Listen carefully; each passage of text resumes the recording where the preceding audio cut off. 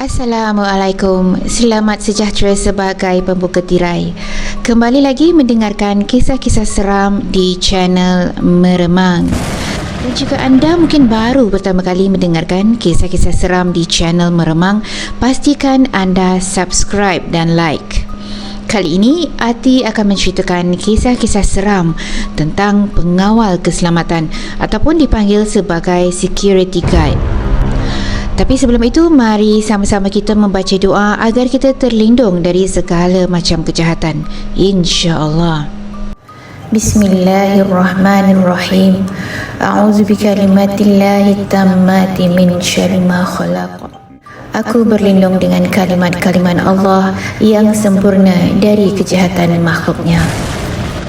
Baiklah, kisah pertama terjadi kepada Adi.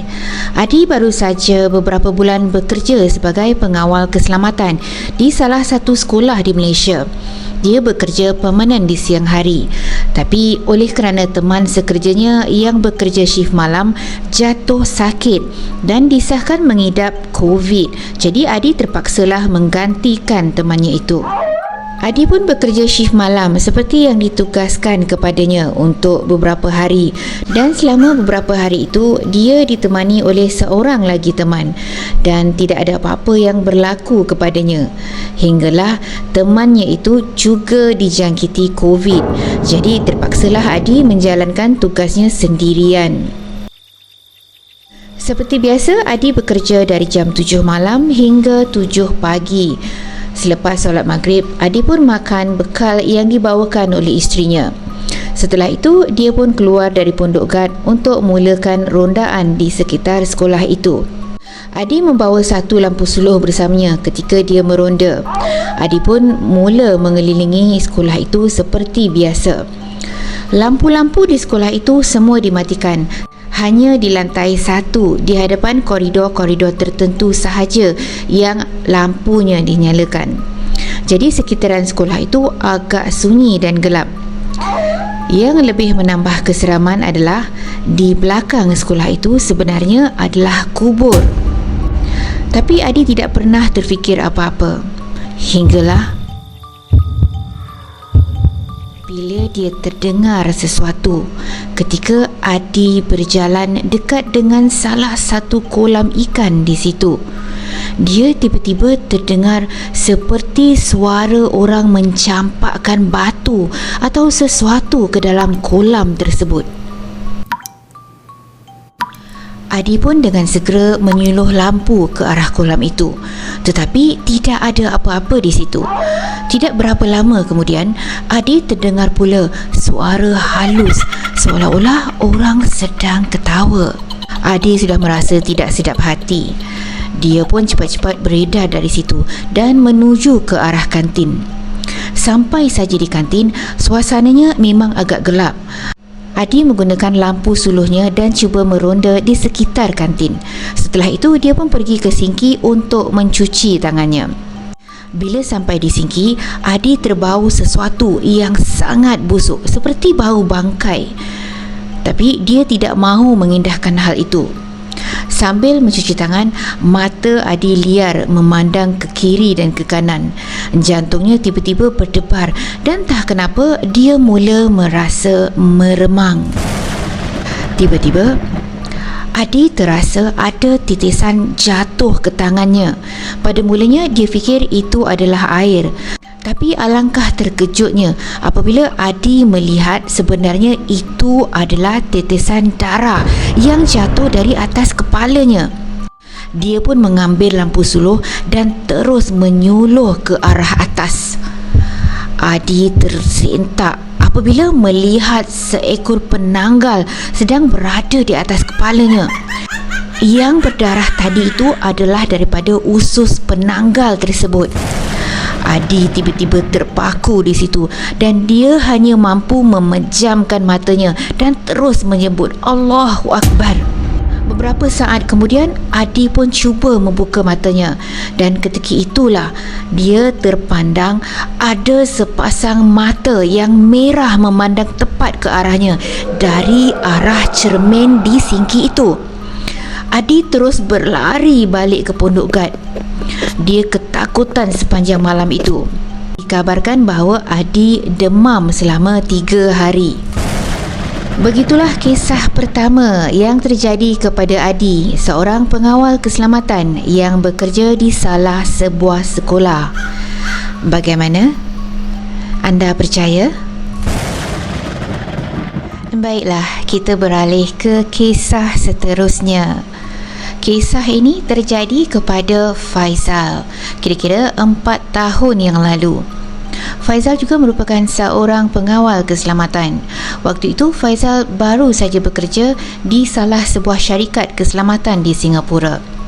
Malam itu Faizal dikehendaki untuk menggantikan tempat teman sekerjanya yang secara kebetulan pada malam itu diserang demam panas dan tidak dapat meneruskan tugasnya. Faizal diarahkan untuk ke kawasan itu, iaitu di kawasan Yishun. Setibanya Faizal di tempat itu, sekeliling bangunan itu nampak sungguh menyeramkan. Timbul pelbagai soalan di dalam hati Faizal ketika itu. Di sekitar bangunan itu dikelilingi oleh pokok-pokok rimbun yang menambahkan keseraman di tempat itu. Tapi Faizal cuba menepis perasaan takutnya. Sampai saja di pondok security, ada seorang temannya yang sedang menunggu Faizal. Setelah diserahkan tugasnya kepada Faizal, dia pun beredar.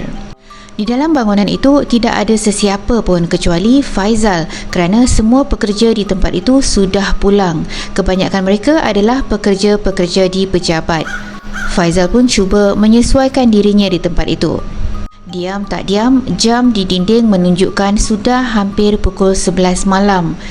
Namun pada waktu itu, hati Faizal mula gelisah seperti ada yang tidak kena.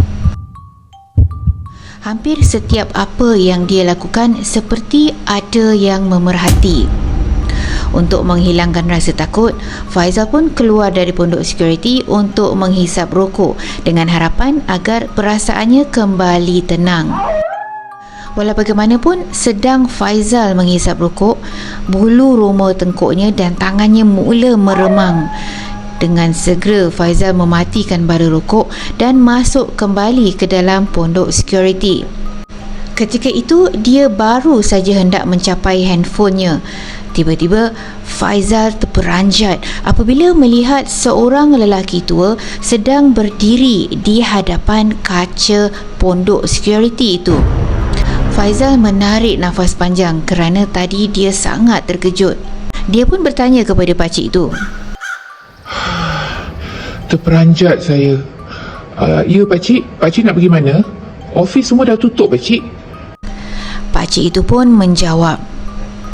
Nampak anak pakcik kah? Faizal menjawab. Anak pakcik? Dari tadi saya kat sini pakcik, saya tak nampak siapa-siapa pun lalu. Anak pakcik pakai baju apa? Manalah tahu nanti dia lalu kat sini. Kemudian pakcik itu bersuara lagi. Nampak anak pakcik kah? Kemudian dia terus pergi dari situ dan terus hilang. Faizal merasa agak hairan dengan pakcik itu. Tapi Faizal tidak berfikir apa-apa. Faizal hanya menyangka kemungkinan pakcik itu nyanyuk. Dia pun tidak mahu mengindahkan tentang pakcik itu. Faizal kembali ke meja dan dia melihat jam dinding menunjukkan tepat pukul 12 malam. Ketika itulah tiba-tiba berderau darah Faizal. Baru dia terfikir, dari mana pakcik itu datang? Dari arah mana dia masuk? Sedangkan pagar hadapan sudah Faizal tutup dan sudah dikunci. Tidak ada jalan masuk pun ke dalam kawasan itu. Faizal baru teringat ketika pakcik itu bercakap dengannya, muka pakcik itu pucat. Dan ketika itu pakcik itu hanya menunduk ke bawah dan separuh mukanya tidak kelihatan kerana dia berdiri agak menyengit di hadapan Faizal. Faizal jadi tertanya-tanya siapakah pakcik itu. Ketika itulah badan Faizal menggeletar ketakutan. Bermacam-macam yang bermain di fikirannya. Mahu saja dia terus pulang meninggalkan tempat itu. Tapi dia tidak mahu nanti ada masalah ataupun terus dibuang kerja. Belum hilang rasa takut, tiba-tiba kaca di kaunter pondok security itu diketuk. Faizal memandang ke arah itu. Dia seperti mahu pingsan ketika itu, kerana pakcik yang tadi datang lagi, dan kali ini dia sedang berdiri di hadapan kaca dan bertanya, Nampak anak pakcik tak? Yang lebih menyeramkan adalah muka pakcik tadi sangat jelas dan kelihatan separuh mukanya kemek seperti digilis sesuatu dan mukanya berdarah-darah. Ketika itulah Faizal terus pingsan. Keesokan harinya, dia dikejutkan oleh pekerja-pekerja di situ. Faizal pun bangun dan memberitahu apa yang terjadi tadi malam. Salah seorang pekerja itu pun menceritakan, rupa-rupanya di jalan raya di hadapan pondok security tersebut pernah terjadi satu kemalangan yang mengerikan yang melibatkan seorang lelaki tua bersama anaknya. Kedua-duanya meninggal di tempat kejadian kerana digilis oleh trailer. Faizal tidak percaya apa yang dia dengar. Faizal demam selama seminggu dan setelah itu dia pun berhenti bekerja sebagai security guard. Begitulah kisah-kisah seram pengawal keselamatan. Ati harap anda suka dengan kisah-kisah kali ini. Sebelum Ati akhiri, Ati ingin mengambil kesempatan untuk mengucapkan selamat meneruskan ibadah puasa kepada semua dan selamat menyambut Aidilfitri yang akan tiba tidak lama lagi.